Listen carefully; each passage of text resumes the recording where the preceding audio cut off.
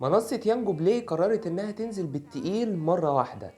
شفت أول حلقتين من مسلسل ورد وشوكولاتة اللي بتحكي قصته عن مذيعة اسمها مروة بتستضيف محامي كبير اسمه صلاح، ومن هنا بتنشأ ما بينهم علاقة حب وبيتجوزوا. لكن بعد كده الأمور بتروح لحتة تانية خالص مليانة مفاجآت. عجبني جدا في المسلسل إنه دخلنا على طول في الأحداث من خلال المشهد الافتتاحي اللي كان في الحلقة الأولى. خلاني كده يبقى عندي فضول أعرف القصة وأفهم الدنيا إزاي وصلت للنقطة دي. وطبعا لأن المسلسل مستوحى من أحداث حقيقية فده مخلي عنصر الإثارة والتشويق طاغي على الأحداث. كمان في نهاية كل حلقة احنا بنشوف برومو صغير كده للأحداث اللي هتحصل في الحلقة اللي بعدها، ودي نقطة مخلياني متحمس جدا للحلقات اللي جاية، خصوصا ان نهاية الحلقة التانية كانت قوية جدا.